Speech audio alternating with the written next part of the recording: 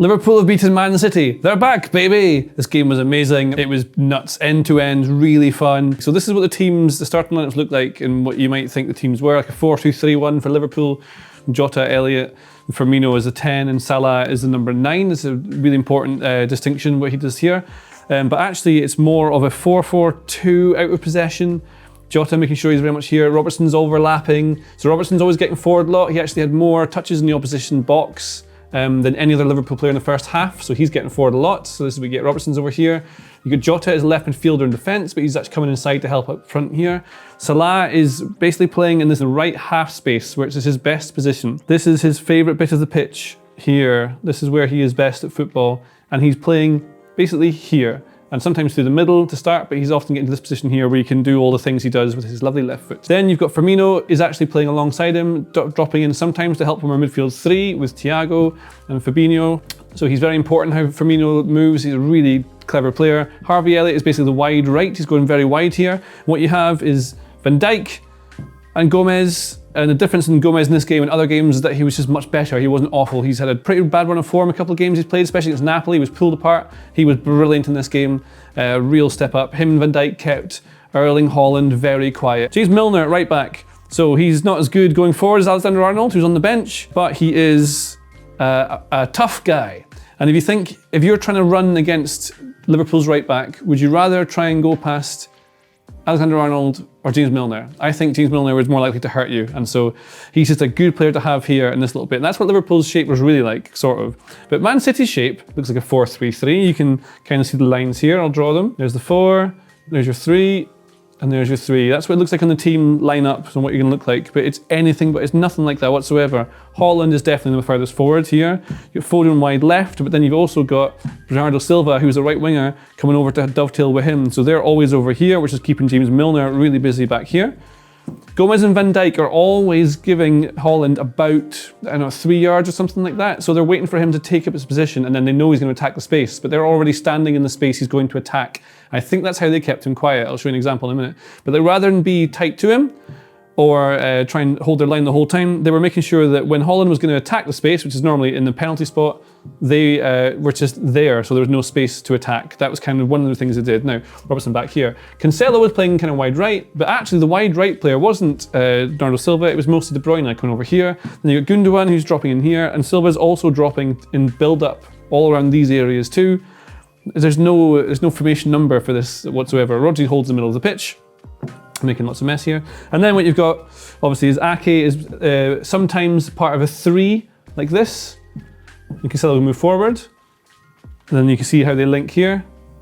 And then you've got 2 other players here. So trying to overload this wide area against Milner. They've got 2 in the middle, maybe 3, because Cancelo's there. Also, Ake can move into here, so they've got constant overloads in the pitch.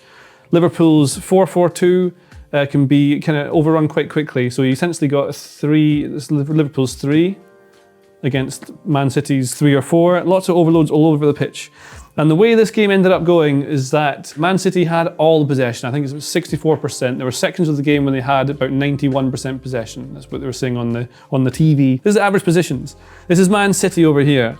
And then you've got Haaland right through the middle, obviously like giving that real penetration at the top. Then you've got your back 3, sort of, that's Ake over there, but he's also a left back and he's a left centre back. He's both, Cancelo is both a right midfielder and a right back, but also in midfield alongside Rodri, who's holding the whole thing. And you think Man City want to dominate the midfield, but if anything, Liverpool are flooding the midfield, whereas Man City are finding all the space in wide areas. And the thing that Liverpool have been struggling with in the last few games is, well, conceding goals, that's one of the bad things, but teams are targeting their defensive right side. And obviously that's where Alexander-Arnold tends to play, and it tends to be where Mohamed Salah is in front of. So if we normally have Alexander-Arnold, say here, then what you've got is often they'll play a 3, so you have Fabinho and Thiago, and Harvey Elliott's been playing an awful lot, so that's your midfield 3. Now, he doesn't offer a lot of defensive protection, very talented attacking, creative player, but not very good, I think, yet at the defensive side of the game. He'll get much better coming on, but he doesn't offer as much protection, often because he's doing creative things further up the pitch. So you leave Alexander-Arnold quite separated from his centre-back, and this is the gap that teams are always exploiting. We've done a lot of videos on this recently, you can find them on our channel. Then you've got Salah is normally wide right, and you've got Firmino through the middle or something like that, maybe Jota here. But they changed the shape recently to be more of a 4-2-3-1. So you have these two here instead, and then you get maybe Firmino, Salah's wide right, get Elliott out of there, and you put in Darwin Nunez. And the same thing, Salah doesn't defend as well, deeper especially. He's good at helping with the high press, but when they get past the press, as Man City were always going to, then you suddenly are in trouble. And then City were already targeting this by putting 3 players against the 2 they thought that Liverpool would have back there, trying to outnumber them in this sort of situation here. So when teams are focusing on this right side, and then that means that Salah then is also, so they have this thing where they call it their flexible triangles. So this would be one of the triangles in the wide area. When Liverpool go forward, these guys, maybe not Fabinho, you might get Henderson. And the idea is that they can all rotate position. He can come in here, he can move out, he can move in, he can drop out. So they're always flexible, and you've always got options and rotations to confuse the opponent and make sure you've always got that shape. But we had James Milner, tough guy. He's right in there. Henderson's not there. It's Fabinho. For part of the 2 in here, and Firmino's there, and then we put in Harvey Elliott wide right. And by having Harvey Elliott wide right, of course, Salah goes to the middle, and this is where he's best because Salah's not getting touches of the ball where he used to. That's why he's not scoring as many goals. He's had a poor season, and it's to do with, I think, positioning of the entire team. So this is what Liverpool looked like. Andrew Robertson's getting really far forward. Salah, number 11, you see in the right half space is where he's getting the majority of his touches. So we know that's exactly what he's doing. Firmino's dropping deep, Harvey Elliott supporting. And then you can see Milner's holding position here, protected by Fabinho. They've been dragged over to this side because of the double up that Man City are doing over there. But this is Mo Salah. This is his touches in the game against Man City. You see the majority of them are on this sort of area here. He's very dangerous, coming off the right wing into the attacking space to be able to shoot, but he's all over the place. Don't worry too much of these things. He's helping out defensively in that his own third there. That's very useful. But touches all in the middle of the pitch, effective here. Compare that to when he played against Arsenal, which is marked out the game, couldn't get close to it. Tommy Astu kept him out of the game. This is 1 touch in the box. This is his touches in the box. It's Man City, who are, a very good team. There you go, that's him against Arsenal, tied down to this right-hand side, and then because he's able to play through the middle, as he did against Man City, he can get much more of the ball. Now, how did Liverpool keep Erling Haaland quiet? I think it's the thing we talked about earlier, a little bit of standing off the player, but also he just missed some chances and they didn't get the final ball just quite right as they wanted. It just wasn't perfect. It's been falling into place, like dominoes just falling into place for Haaland, so every chance he's wanted to take, he's been able to hit it. But if they didn't really get De Bruyne much space, and that's the 2 who you want to link with. Now you see there's one of the few times in the first half De Bruyne was able to get through towards the Liverpool backline, and you see they're trying to hold their narrow shape. You've got Milner trying to get back into his position, always holding a player wide left here. This is De Bruyne coming into the middle and Cancelo overlapping.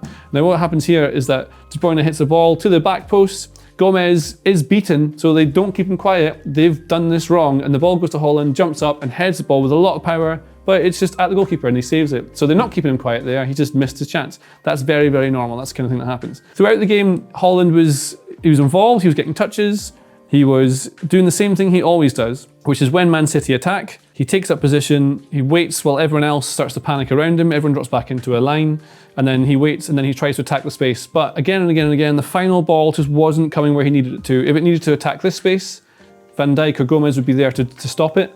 But they were also closing down the ball to make sure they weren't able to get, like De Bruyne wasn't able to get loads of passes into him in the box. And Van Dijk and Gomez were just very good. They dealt with him well, aggressively in the air. When they were tight to him, they had him. Just a really good defensive bit of play by Liverpool. It's probably an example of how to look after him, but actually he had lots of chances and he just couldn't take them this time. It was one chance that he had, a lovely touch with the left foot to set himself up for a shot, but like I'm saying, the ball just didn't fall for him this time. If it had rolled just slightly further out, he'd have been able to get more of a hook around it, but because he takes a touch, it just rolls slightly too close to him, he can't get enough power behind it, and then it's just straight into Alisson, he can save it. So again, lots of chances Haaland had, they didn't keep him completely quiet, but some of the stuff they were doing by not going too tight to him, by not worrying too much, by keeping their positions and knowing that Haaland was going to attack this bit and then block him is one of the things they were doing to stop that. But more interesting for me now is how Mohamed Salah won the game. So City had all the possession. They were doubling up wide. They were getting players whenever they needed them in different positions to keep Liverpool quiet. Big shift from Jota on the left wing. Harvey Elliott did really well as well, and Firmino was working with Salah. But Liverpool were very much not playing their usual system where they control possession and attack and counter press. They were sitting off and ready to hit on the counter, especially in the second half.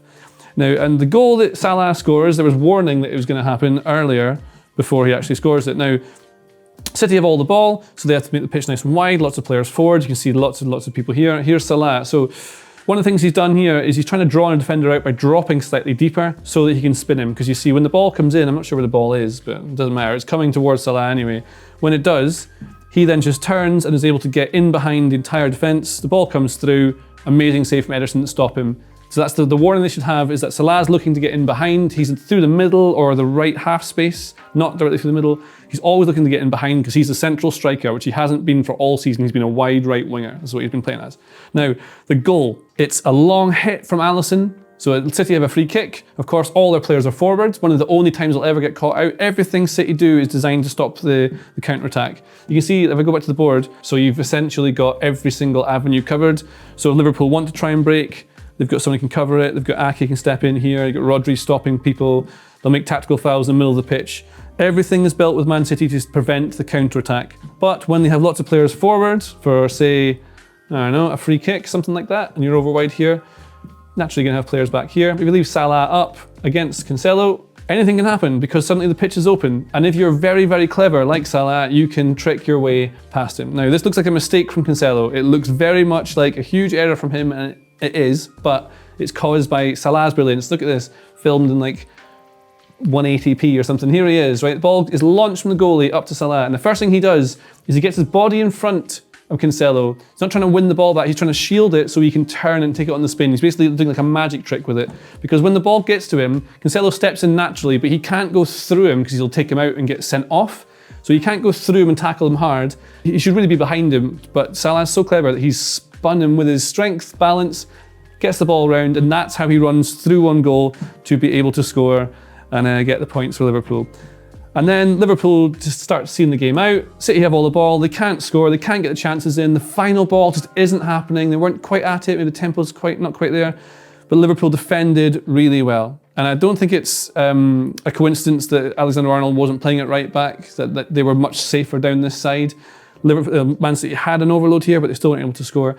Alexander-Arnold came on as a substitute later on and played right midfield. Maybe that's something we'll see from him later, just to give him a bit of a breather from getting too attacked in this right-hand side here. So, Liverpool system, the 4-2-3-1, it does work. Obviously it works, but this is not a usual Liverpool performance. They knew they were playing a really good opponent with lots of injury problems of their own, so they very much took this to sit back, spring on the counter, exploit the spaces that would be left very few times, and a bit of magic from Salah is how they won the game. City had a goal disallowed.